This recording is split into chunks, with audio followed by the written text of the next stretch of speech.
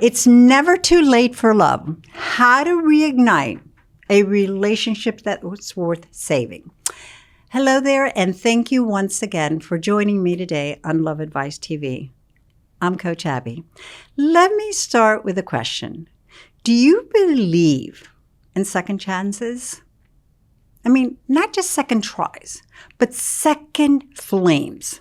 Love that's been hurt, it's been tested, it's been stretched to the edge, but still whispers, we're not finished.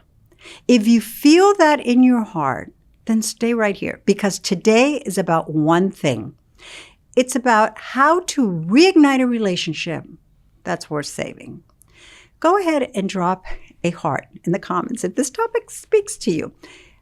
I think it's so important so we can share it with others. Let's begin. So let's be honest. Not every relationship is meant to be reignited. At the end of the day, only you and you alone and your ex are the only ones that know your truths. I know it's hard to admit that some relationships were lessons with the purpose of laying the ground for personal growth, for personal transformation. And then again, some are unfinished love stories. So you need to ask yourself, did we have a deep emotional connection? Were our fights triggered because we cared too much? Not really because we cared very little about each other? Was there more love than pain, even at the end? If your answer is yes, then let me tell you something. It may not be over. Not if both hearts are still beating for each other, although in silence. Before we continue, this may be the perfect moment to invite you to take the free assessment questionnaire provided below. It's designed to assist you in determining whether this relationship is going the way it should have gone. While you're at it, go ahead and comment below. Our relationship is real to me, because saying it out loud, even to just yourself, starts the whole healing process. We have to learn how to say out loud affirmation. Here's the truth no one talks about. Love doesn't disappear. It doesn't expire. It just changes form. It hides behind ego. It drowns in old wounds. It pauses. It's waiting for someone brave enough to reach in, not reach out. It's not too late, because love isn't on a timer. It's on a frequency. And when you shift your frequency, love finds its way back without force.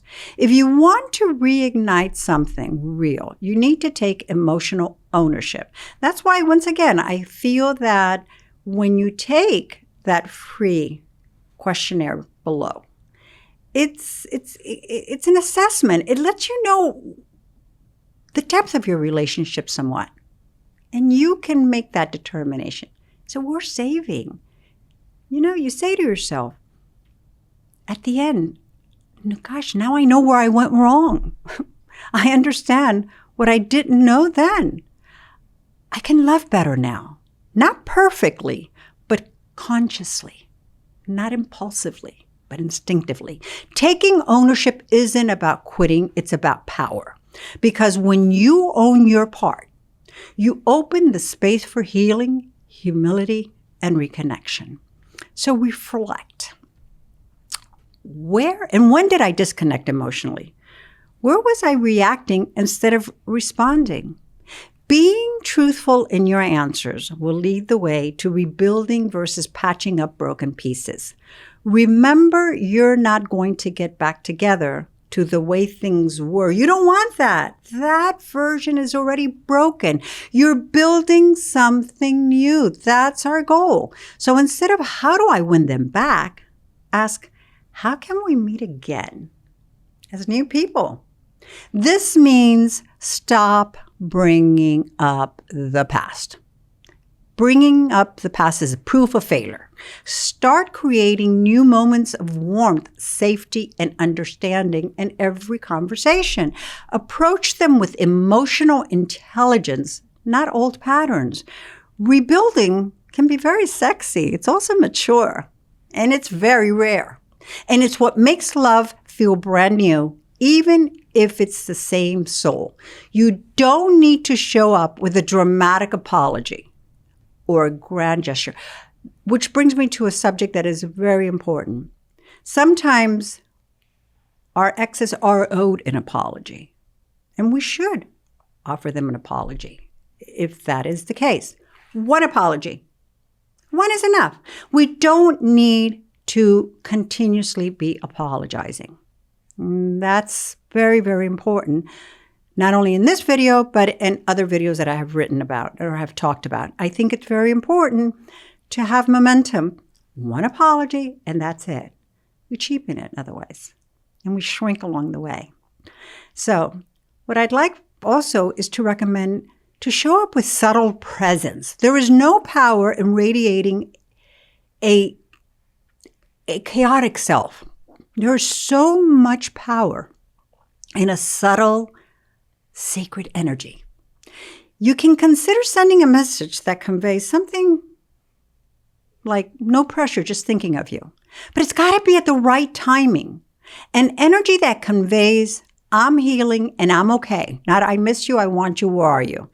A vibe that conveys, I choose to remember the good times between us, not what brought us to where we are. Now, these messages, and many of you that are listening say, oh my gosh, Abby said I can go ahead and text them right now. Not so fast. The videos are generic, they're organic. They just speak to all of us. Every situation is unique. And we want to make sure that there's been an ample amount of space to be able to rebuild within ourselves the ability to reach out in a way that is favorable to us, not by impulse, but because it's the right moment. It's not about forcing closeness.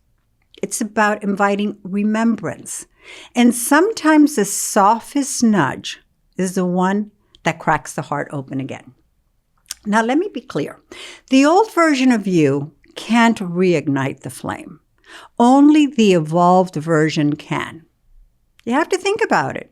Start become the partner you wish you had been, not to win them back, but to align with the love you both deserve. Upgrade your confidence. Speak with clarity, not confusion. Heal your emotional triggers. Reclaim your mystery, your purpose, your passion. When they see the new energy, you won't need to ask for another chance. They'll feel it and they'll lean in. So should you reach out? This is the lingering question. When days seem to be passing without hearing a word from your ex, please don't rush. However, after pausing, as you allow impulses to turn into intuition, if your heart says yes, you can. But do it without expectation. Always remember to send something neutral, warm, and present. Once again, a simple, hope you're well. I've been reflecting a lot and just wanted to send positive thoughts your way. That's cool. But you want it short, you want it real, and you want it light. No pressure to fix the relationship. Just hand extended through grace, not guilt. This initial connection should be free of any expectations of a response. Please remember you are ready to reconnect. This might not be the case for them. Send the message and let it just sit with them. It's quite all right. And when you do receive a response, whatever it may be, stay grounded. This tends to be the hardest part. After reconnecting, you must let go of control. And what I mean by that is do not start over messaging or asking, where is this going too soon? Please, just let it flow naturally. Give space because love isn't proven in pressure. It's revealed in free will. Let them be reaching out. Allow them to feel the shift. They'll remember the heart and they'll move toward it, not because they're pushed towards it, but because they're being pulled towards it. But Abby, how do I know when this shift is taking place? Actually, it's when they start initiating conversations. They open up again emotionally, little by little. They reference your past, but with warmth, not blame. And they talk about the future, even if it's subtle. Yet the most significant sign is the shift that is emanating from you. You feel at peace in your own skin because now you're loving from wholeness, not need, not fear, but conscious, radiant, with strength. Allow this to soak in how important this is. And, we feel that we try to make it so easy for them. We spoon feed them when they reach out. No, we steal from them. Also, that feeling of victory when we finally are able to blend once again. Because people like to feel that they've conquered something, that it's not just being so easy for them. They value it more. And you need to start valuing each other more from the get-go once we reinitiate and reattract our exes back. So it's never really too late to reignite a relationship. When the hearts are willing, when the pain has been understood, and when the souls still recognize each other, although in silence. So if your heart still believes it's worth saving, if you're like me, honor that feeling. Invite them into your present, not the past. Show them the new you. Lead with softness, love without force, and in the fire, reignite quietly, beautifully, and on new terms.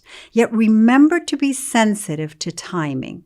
Please stay calm, stay grounded. Don't force it. Please do not hesitate to book a one-on-one session with me so that I can help you outline a unique path to reigniting your relationship. It's all about not losing yourself in love, but to rise within. Thank you once again for joining me today. As always, if you found this video helpful, please like and subscribe for more tips on personal growth, on mending broken relationships, and everything in between. I'm Coach Abby. Until next time.